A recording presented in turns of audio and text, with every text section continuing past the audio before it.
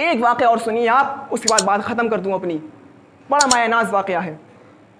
ایک شخص ہے, مکے کے اندر گھوم رہا ہے, کبھی کام مل گیا تو کر لیا ورنہ بھوکا ہے. مسجد کی سیڑھیوں پر بیٹھا ہوا ہے, لیکن خوددار بھی ہے, کسی کے سامنے منہ نہیں کھول رہا ہے. اب کسی کو کیا معلوم کہ تم پریشان ہو؟ آپ اگر پریشان ہیں تو مجھے کیا پتا کہ آپ کو کیا پریشانی ہے, جب تک بتائیں گے نہیں. کچھ نہیں کہا اس نے. ایک دن مکے میں گھوم رہا ہے, اس کو ایک موتیوں کا ہار ملتا ہے, ایک تھیلی ملتی ہے, ایک پوٹری. اس نے کھولا تو موتیوں کا ہار. خوش ہو گیا, اللہ تو نے میری سن لی, بڑا قیمتی ہار ہے, اس سے میرے دن پھر جائیں گے. اپنے گھر گیا اور اس ہار کو اس نے الماری میں رکھ دیا.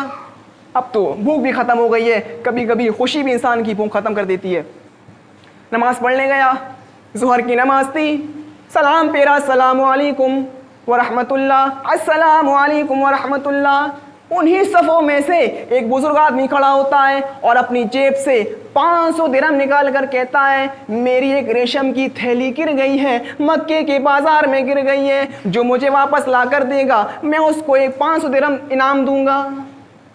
سوچا, اللہ تو نے ایک چیز دی بھی تھی.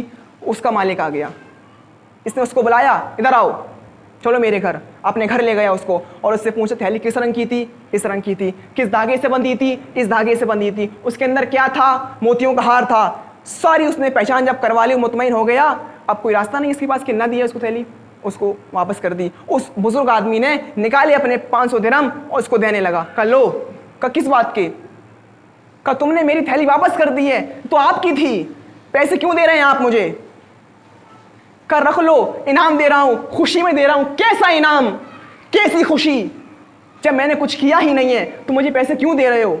کر رکھ لو, تم پریشان ہو, تم بھوکے ہو, اس سے تمہیں بڑا فائدہ ہوگا. اس نے کہا نہیں, میں فیصلہ نہیں کر پا رہا ہوں کہ یہ 500 روپے میرے لیے جائز ہے یا ناجائز, حلال ہے یا حرام, میں نہیں لوں گا. اس نے بہت کہا بزرگ نے, لیکن یہ نہیں مانا اور اس کو واپس کر دیے. وہ چلا آیا. پھر اس کا وہی حال ہو گیا, کبھی کام ملتا تو کر لیتا ورنہ ایسے ہی گھومتا رہتا. ایک دن اس کو سفر پیش آیا, سفر پر گیا. سفر 5-6 دن کا تھا. ستو لے کر چڑھ جاتا ہے کشتی میں. جب کشتی سمندر کے بیچوں بیچ پہنچتی ہے, سمندر کے بیچوں بیچ پہنچتی ہے, طوفان آ جاتا ہے, سارے لوگ مر جاتے ہیں ڈوب کر, صرف یہی آدمی بچ گیا. سب مر گئے, ایک آدمی, یہ اس کا نام تھا ابو بکر محمد ابن عبد القاضی, یہ بچا رہا اور تختے کو پکڑے ہوئے مضبوطی کے ساتھ. سمندر کی تیز لہریں اس کو دائیں لے کر جا رہی ہیں, کبھی بائیں لے کر جا رہی ہیں, تختے کو پکڑا ہوا ہے. 2 دن کا سفر کرنے کے بعد سمندر کی لہروں نے اس کو جزیرے پر پہنچا دیا. ریگستانی علاقہ, چٹیل میدان, پہنچا وہاں پر. چھوٹی نمازیں پڑھی اس نے. اب دیکھ رہا ہے کہیں کوئی بستی نظر آ جائے, کوئی مسجد نظر آ جائے. تلاش کیا, ایک اس کو مسجد مل جاتی ہے. پہنچا مسجد میں, مغرب کا ٹائم تھا, کوئی امام نہیں تھا وہاں پر. اس کو نماز پڑھانے کے لیے آگے بڑھا دیا. اس کی داڑھی آڑھی بڑی تھی, پڑھاؤ نماز تم. اس کی آواز اچھی تھی, لوگوں نے امام اس کو اپنا رکھ لیا, وہیں رہنے لگا. ایک دن قرآن لکھ رہا تھا, لوگوں نے کہا تم لکھنا بھی جانتے ہو؟ کہ الحمدللہ, ہمیں لکھنا بھی سکھاؤ, پڑھنا بھی سکھاؤ. لکھنا سکھانے لگا, پڑھنا سکھانے لگا. لوگوں نے کہا اس سے, اب تو بہت دن ہو چکے ہیں ہمارے یہاں رہتے ہوئے, اکیلے کیسے رہو گے یہاں پر؟ ہماری محلے میں ایک لڑکی ہے, یتیم ہو چکی ہے, اس کا باپ نہیں ہے. اگر تم کہو عالمہ ہے, فاضلہ ہے, اگر تم کہو تو اس سے تمہارا نکاح کرا دیا جائے. اس نے بہت منع کیا, لیکن محلے والوں کے اصرار پر یہ مجبور ہو گیا اور کہا ٹھیک ہے میں نکاح کر لوں گا. جب اس کا نکاح ہوا اور لڑکی جب اکیلے کمرے میں آئی اس کے ساتھ, کیونکہ پہلی رات تھی, ہر میاں اور بیوی مذاق کرتے ہیں, پیار محبت کی باتیں کرتے ہیں, اس نے بھی کی. اس کے سر سے دوپٹہ ہٹایا اور اس کی نظر اس کے گلے پر پڑتی ہے. گلے پر وہی موتیوں کا ہار.